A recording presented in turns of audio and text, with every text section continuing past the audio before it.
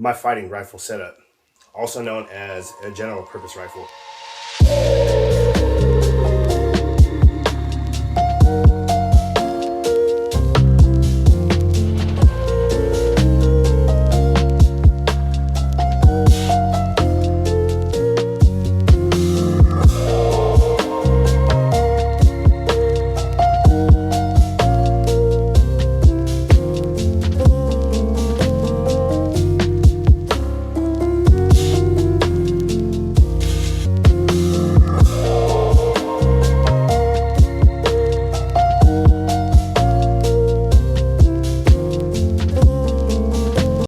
Before we get into the video, we'll first off do a safety check. I have an empty mag, and I also got an empty chamber, using that as a stand to hold the rifle up. So this is my general purpose rifle, sort of my shit hits the fan rifle, as the internet will call it. Let's get into it. This is my Daniel Defense DDM4V11. This rifle is discontinued, no longer available to purchase on their website. However, I do think you can still find them on sites like Gunbroker and stuff like that. Reason why it was discontinued is because this is the key mod version. They do not make the key mod version anymore.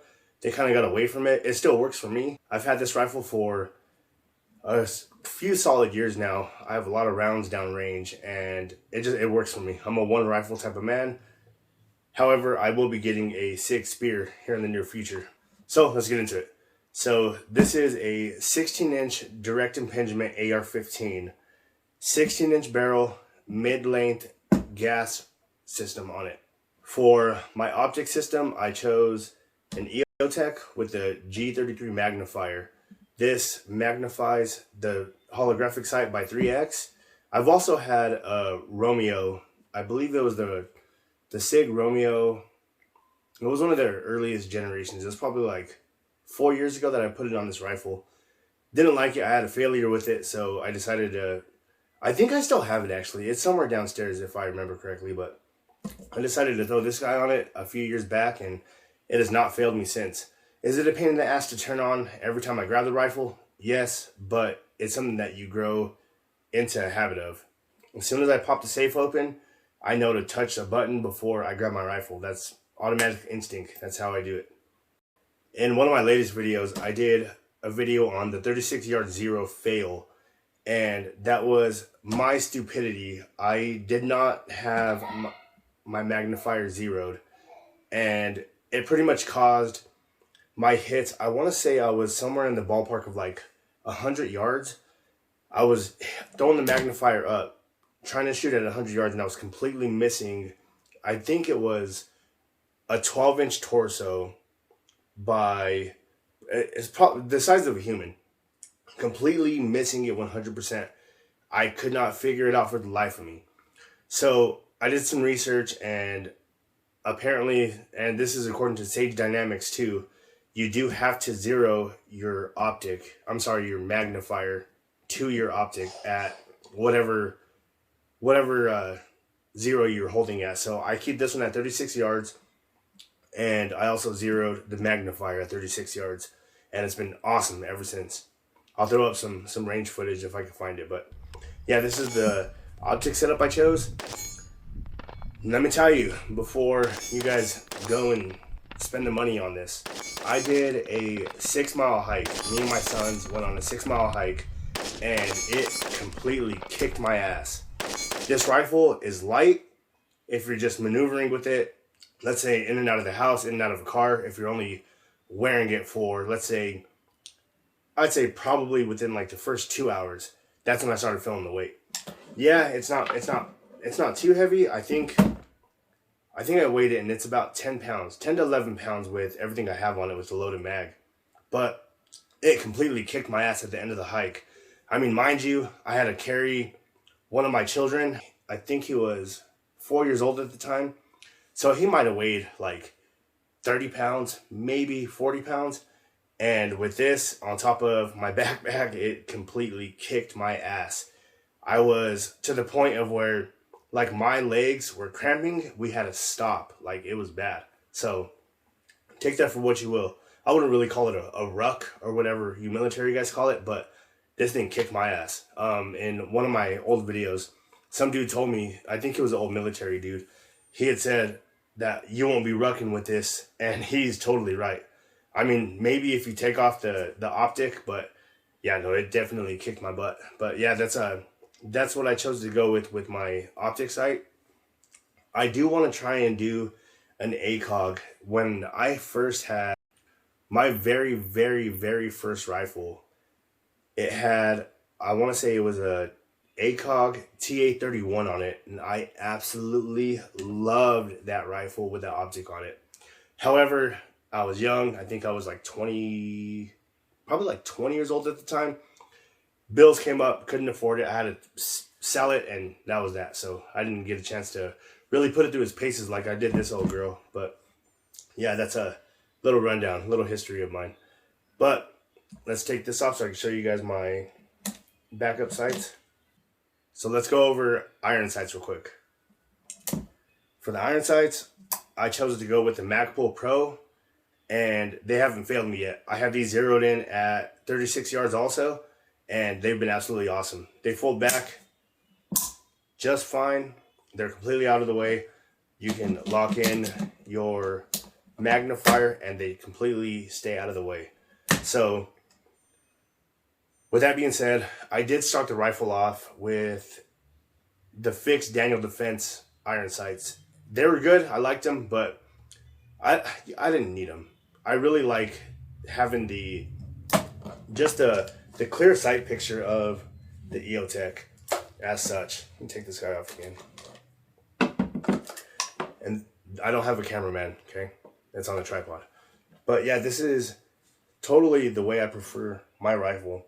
Just not having any sort of obstruction in the rear or in the front. Yeah, I absolutely love this optic. Let me give you a rundown of my Surefire light. So this is the Surefire M600DF dual fuel model. This has the SR, I believe it's the SR07 pressure pad on it, so you could do the temporary on, or you could do the button to turn it on. I like keeping it on the right side of the rifle, just because this is where I like to grip it at. And honestly, one of the other reasons why I like having the pressure pad on is for shoulder transition. So if I'm going from right shooting to my left hand shooting, it's easier to actuate the pressure pad opposed to reaching over and trying to push the button on the actual light itself. So that was one of the reasons why I chose to go with the pressure pad. Some people say they don't like it, but I mean, I haven't had a problem with it, and I'm not no military dude. I'm not going to accidentally turn my light on. So, I mean, it doesn't really affect nothing. But yeah, this is my favorite way to keep my light.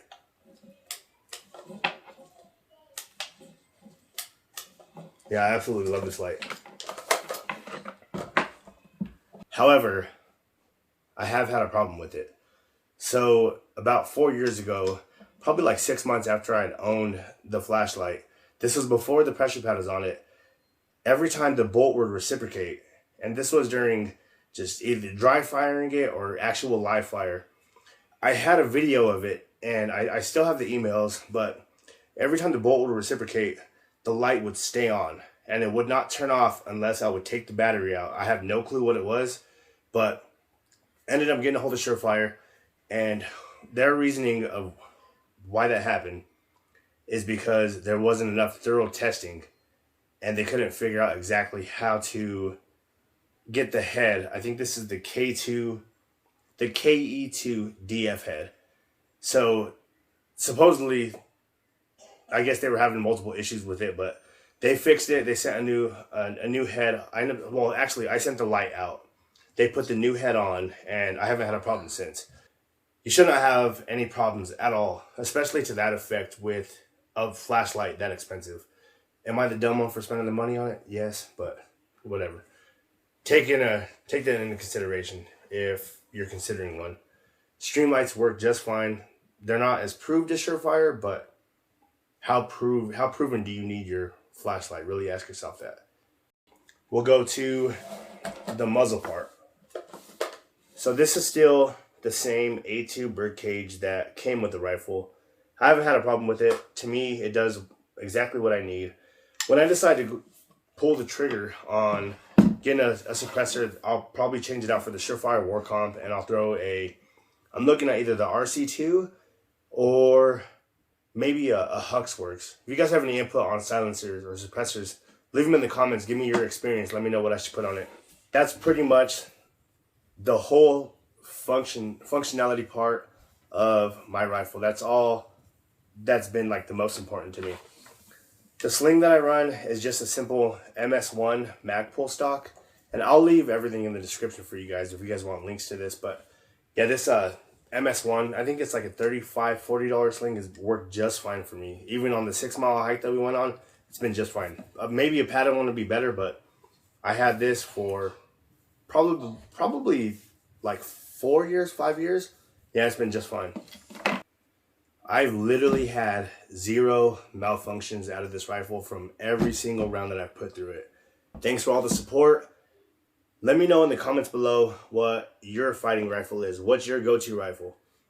For me, this is it until I get my next rifle. Maybe. I don't know. She's still probably going to stay as my primary rifle just because of the experience that I have through it and the 5.56 ammo cost. They're not as bad as what the 308 and the 300 Blackout is. Little princess woke up. This is my general purpose rifle in a nutshell. Let me know what you guys shoot with or what your go-to rifle is in the comments below. I'll see you guys in the next video. Thanks for watching. Peace. You're so pretty.